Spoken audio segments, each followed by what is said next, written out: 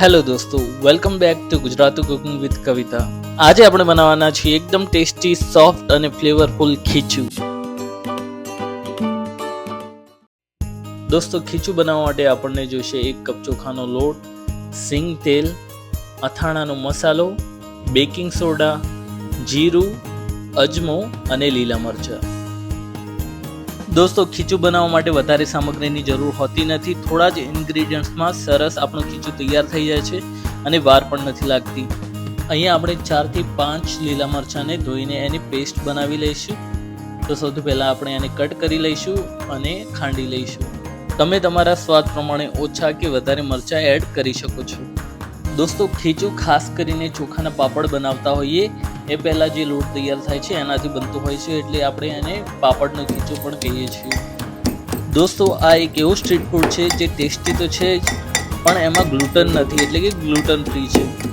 ખાવામાં પણ એકદમ લાઇટ હોય છે, તો તમે કોઈ પણ ચિંતા વિના આ સ્ટ્રીટ ફૂડને એન્જોય કરી શકો છો. તો આપણે મરચાંને સરસ વાટી લીધા છે. હવે એને એક કટોરીમાં કાઢી લઈશું.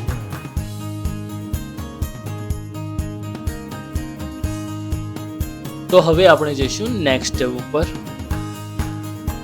હવે આપણે એક પેન લઈશું અને પેનમાં લગભગ 3 કપ જેટલું પાણી લઈશું. પાણી થોડું વધારે જ એડ કરીશું, કેમ કે આપણે ખીચુંને એકદમ પતલું બનાવવાનું છે, લીસું બનાવવાનું છે, તો આપણે પાણી વધારે જોઈશે.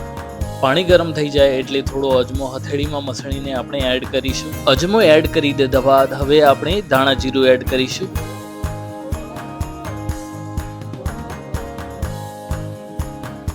લીલા મરચાંની પેસ્ટ એડ કરીશું.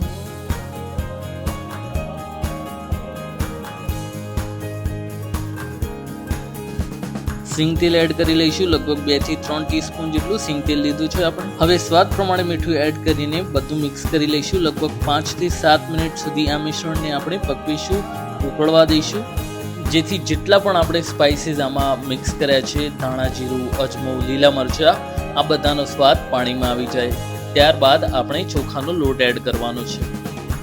ખાસ ધ્યાન રાખવાનું છે કે આપણે લોટ એડ કરીએ ત્યારે પાણી એકદમ ગરમ હોવું જોઈએ. જો ઉતાવળ કરીશું તો ચોખાના લોટના ગઠ્ઠા બની જશે, ગાંઠો બની જશે. તો આપણે ધીરે ધીરે કરીને ચોખાનો લોટ એડ કરતા રહીશું અને એને સતત હલાવતા રહીશું, જેથી આપણું ખીચું ગાંઠો વગરનું બને, એકદમ સોફ્ટ બને, મુલાયમ બને. દોસ્તો, તમારું ફેવરેટ સ્ટ્રીટ ફૂડ કયું છે એ અમને કોમેન્ટમાં જરૂરથી જણાવજો. જો તમારું ખીચું વધારે કઠણ બની જાય છે તો એમાં થોડું ગરમ પાણી એડ કરી દેવું, જેથી એકદમ સરસ મુલાયમ ખીચું તૈયાર થઈ જશે. બીજી એક પ્રો ટીપ છે કે જો તમારે ખીચું હજી વધારે સોફ્ટ અને મુલાયમ બનાવવું છે તો તમે એને સ્ટીમ કરી શકો છો. સ્ટીમ કરવાથી એકદમ સોફ્ટ અને મુલાયમ ખીચું બની જશે, પણ એ ટોટલી ઓપ્શનલ છે. સ્ટીમ કર્યા વિના પણ આપણું ખીચું એકદમ સોફ્ટ અને મુલાયમ થવાનું છે. અને હા, ખાવાનો સોડા ઉમેરવાથી પણ એકદમ સોફ્ટ આપણું ખીચું થશે. તો ખાવાનો સોડા પણ ઉમેરી દીધો છે અને લગભગ 5 થી 7 મિનિટ સુધી આપણે આને કૂક કર્યું છે. તો હવે તમે જોઈ શકો છો આની કન્સિસ્ટન્સી કંઈ આ પ્રકારની છે. નીચે પેન પર ચોંટતું નથી અને એકદમ સોફ્ટ દેખાઈ રહ્યું છે આપણું ખીચું. હવે પેન પર ઢાંકણું રાખી દઈશું અને લગભગ 2 થી 3 મિનિટ એકદમ સ્લો ફ્લેમ ઉપર એને ચડવા દઈશું. જોઈ શકો છો આપણું ખીચું એકદમ તૈયાર છે સર્વ કરવા માટે. તો હવે આપણે આને સર્વ કરી લઈશું. તો હવે ડિસ્પોઝેબલ વાટકીમાં આપણું ગરમા ગરમ ખીચું સર્વ કરી લઈશું. જોઈ શકો છો એકદમ ટેસ્ટી દેખાઈ રહ્યું છે. એનો રંગ પણ કેટલો સરસ આવે છે, બજારમાં જેવું મળે છે એવું જ આપણે ઘરે તૈયાર કર્યું છે. એકદમ ઇઝી રેસીપી રહેવાની છે આ. ખીચુંને સિંગ તેલ અને અથાણાના મસાલા વડે આપણે એનહાન્સ કરવાનું છે. તો ખીચું પ્લેટ થઈ જાય ત્યારબાદ આપણે એના ઉપર સિંગ તેલ એડ કરીશું. સિંગ તેલ વિના ખીચું અધૂરું છે, તો 1 કટોરી ખીચુંમાં આપણે 1 ચમચી જેટલું સિંગ તેલ એડ કરીશું.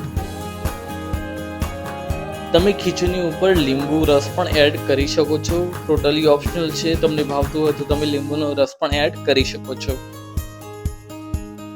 દોસ્તો, અમે તમારી માટે નવી નવી રેસીપી લઈને આવતા રહીએ છીએ, તો આ વિડીયોને એક લાઈક જરૂરથી કરી દેજો.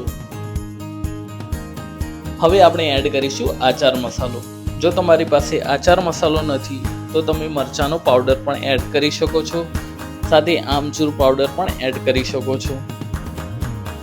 સિંગ તેલ અને અથાણાનો મસાલો એડ કર્યા બાદ આપણે ખીચું લગભગ તૈયાર છે. આપણે એને મિક્સ કરી લઈશું અને એન્જોય કરીશું.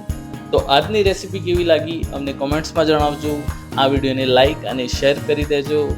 આજનો વિડીયો જોવા માટે ધન્યવાદ. અમારી ચેનલને સબસ્ક્રાઇબ કરો. આપણે મળીશું નેક્સ્ટ રેસીપીમાં. ત્યાં સુધી તમે જાતે ઘરે ખીચું બનાવો, તમારા ફ્રેન્ડ્સ અને ફેમિલીને ખવડાવો અને એમનો અભિપ્રાય કમેન્ટ્સમાં અમને જણાવજો. ધન્યવાદ. Take care. બાય.